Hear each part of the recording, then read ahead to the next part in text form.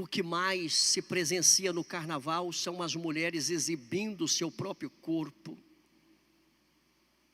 Só tem uma coisa: é o mesmo espírito que imperou lá nos dias de Moisés. É o mesmo espírito que inflamou homens e mulheres naquela época. É o que impera nos nossos dias. A exploração do corpo, que fora feito para adorar a Deus, para servir a Deus, para ser templo do Espírito Santo. Mas quando se foge e se perde a presença de Deus, o resultado é este aqui.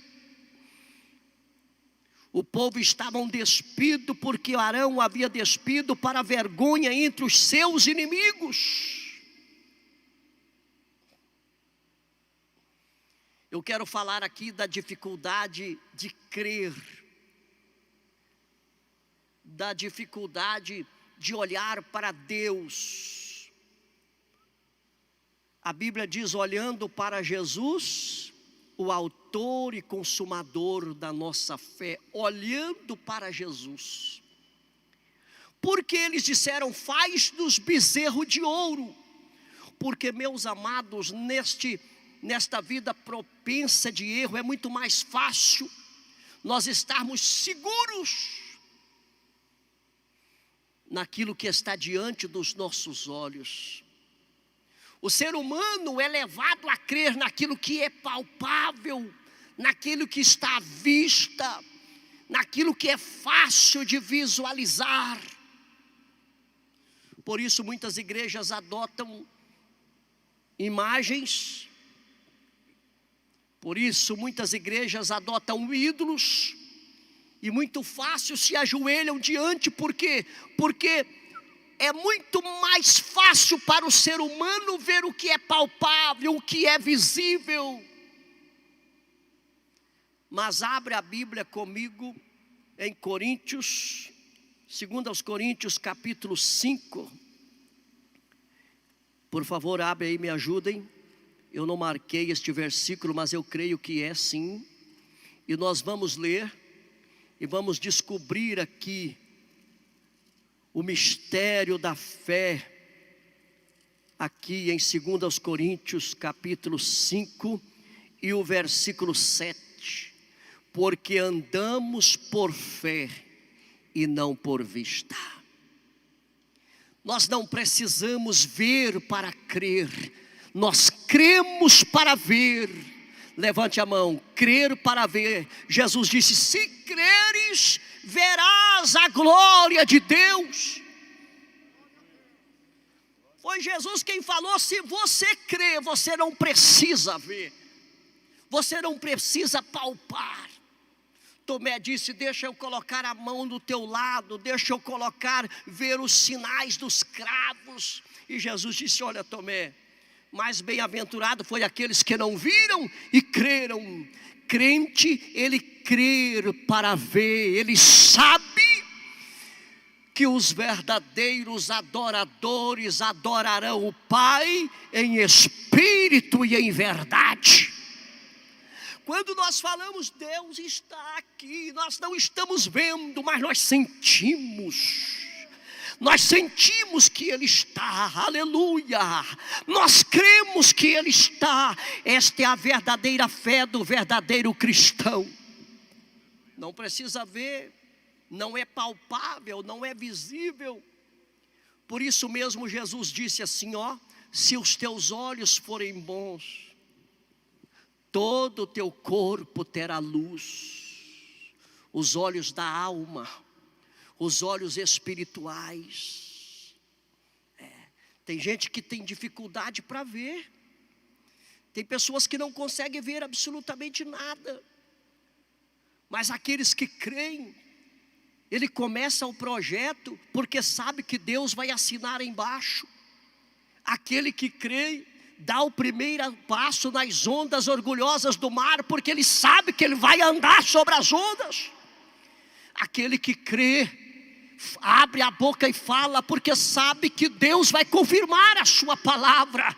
Aquele que crê, aleluia, vai além da razão, porque pela lógica, pela razão não acontece, mas pela fé já está acontecendo.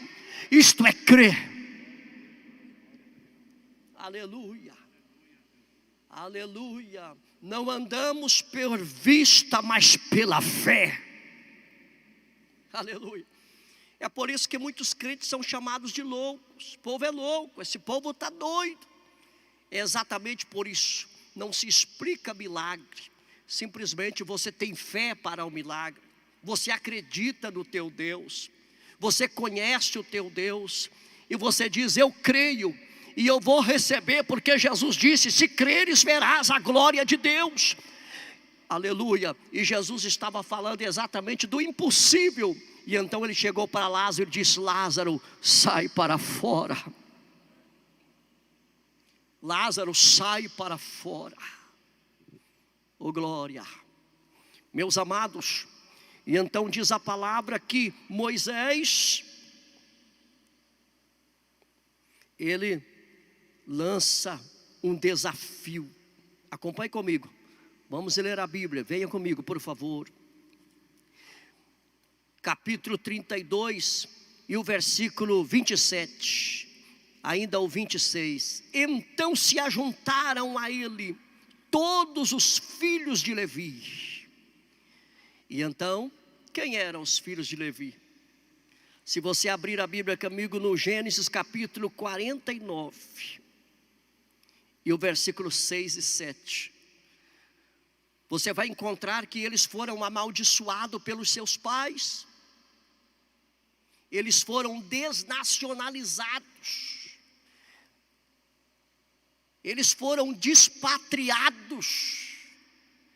Jacó, quando os amaldiçoava, dizia assim, eu os dividirei em Jacó, eu os espalharei em Israel. No seu secreto conselho não entra a minha alma. E eles foram então amaldiçoados. Aqui nós aprendemos mais uma lição. Pode, pastor Zezinho, estar amaldiçoado, mas se arrepender e se aceitar a Jesus, a maldição é quebrada. Se voltar para Deus, a maldição é quebrada.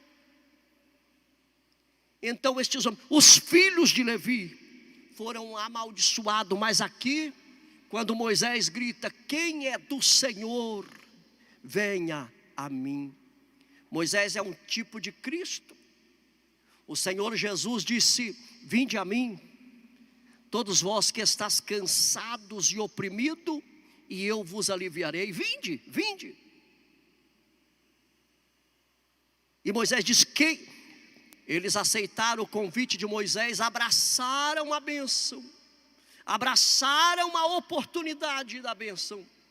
E quando eles abraçam a bênção, irmãos, toda bênção tem um preço. Servir a Deus é desafio. Diga comigo, servir a Deus é desafio. Moisés diz, cada um de vocês, cinja a sua espada. Procure os adúlteros e mate. Era irmão, era primo, era parente, era filho. Cinja a sua espada.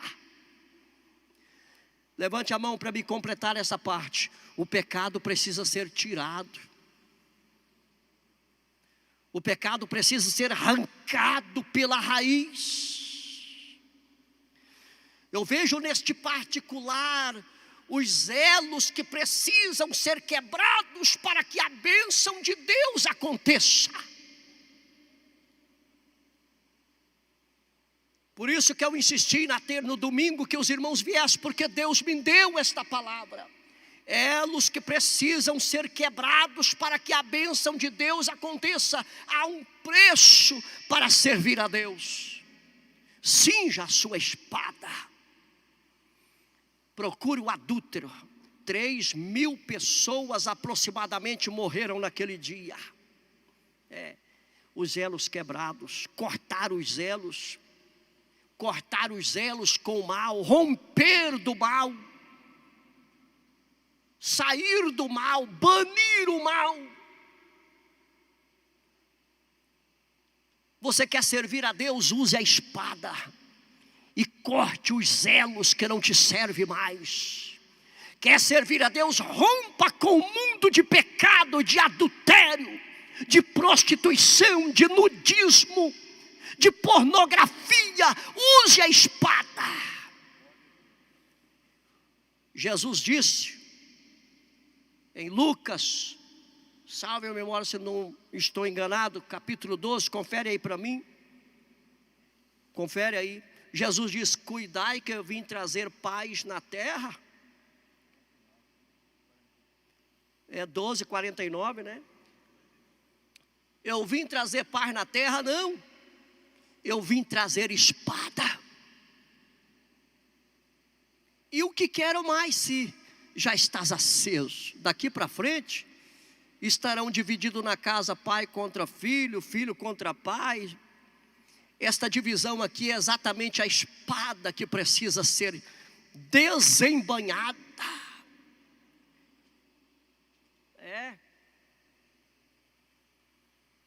Eu vim trazer espada.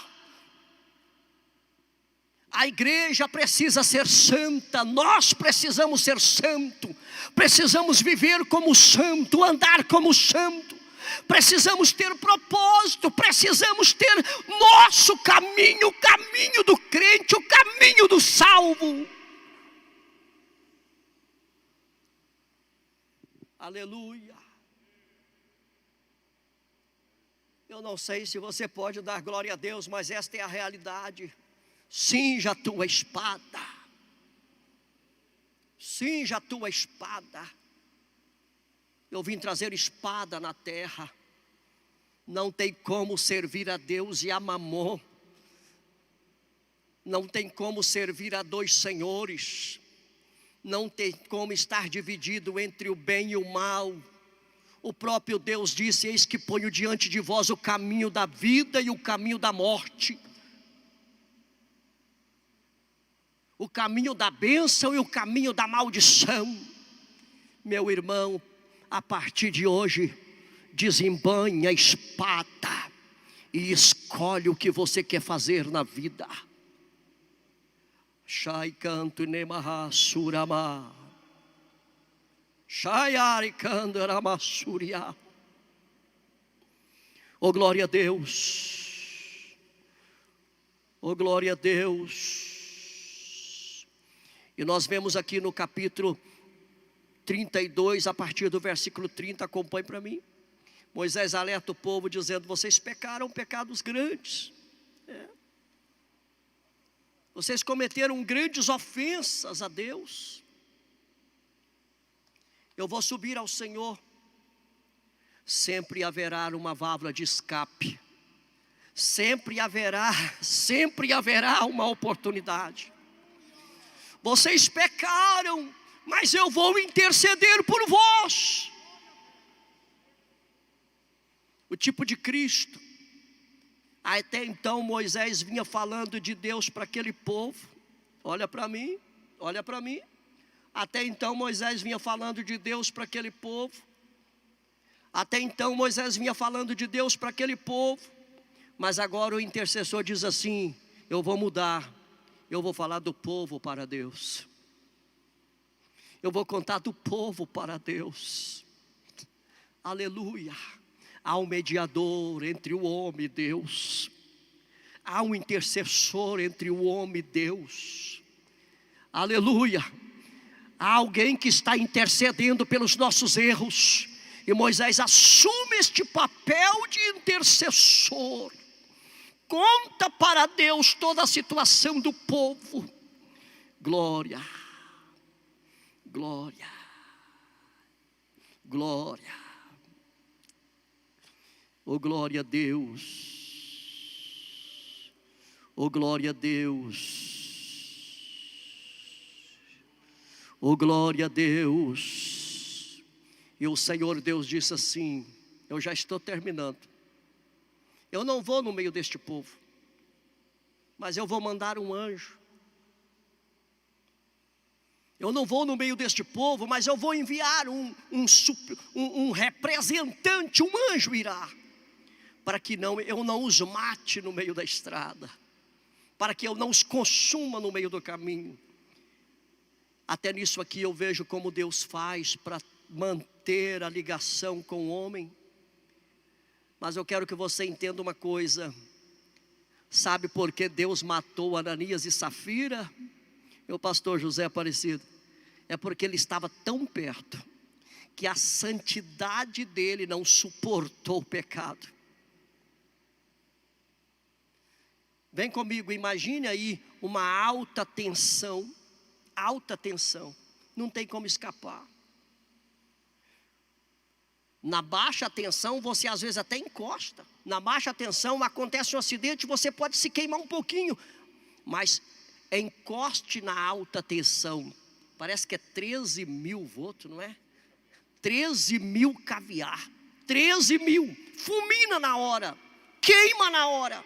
Nos dias de Ananias e Safira, Deus estava tão perto, Deus estava tão presente, que a santidade de Deus não suportou o pecado de Ananias e Safira. Aleluia! Alguém diz: Deus é amor, mas é justiça também. Aonde Deus está, acontece maravilhas, mas acontece coisas terríveis. E Deus disse: eu não vou com este povo, porque eu vou os consumir no caminho, eu enviarei um anjo. E quando eles souberam esta notícia, eles tiraram os seus enfeites. Incrível, né, irmãos? Quantos enfeites aquele povo tinha, né? Porque eles já tinham levado enfeites para fazer o bezerro de ouro, e ainda tinha mais ainda. Sabe por quê? Quando eles saíram do Egito, eles emprestaram dos egípcios e levaram um arsenal, um depósito de ouro. Então aquelas mulheres tiraram seus brincos de ouro, mas lá no depósito ainda tinha. Tiraram os seus enfeites. Se quebrantaram quando souberam que Deus não iria com eles.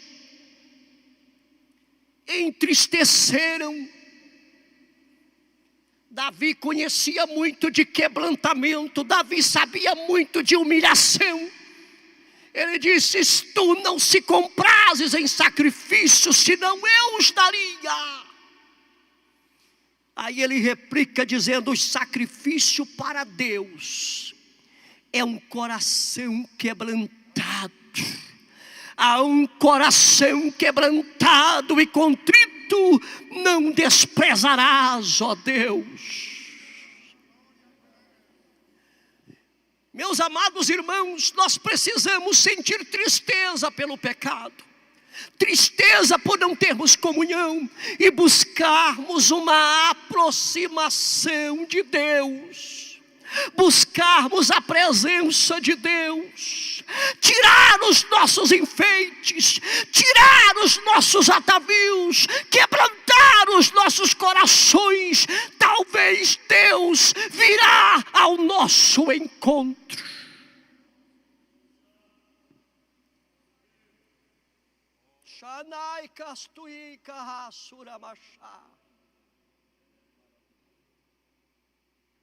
Aleluia.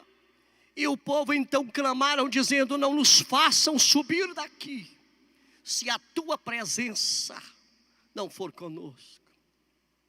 Estou terminando. Quando você abre a Bíblia no capítulo 33 e o versículo 7, vou até fechar a Bíblia para você acreditar que eu já vou terminar. A Bíblia diz, vem comigo, que Deus pegou a tenda. Era ainda alguma coisa simples. O tabernáculo não tinha sido construído. Deixa eu repetir só para você ver. Era alguma coisa muito simples. O tabernáculo não tinha sido construído.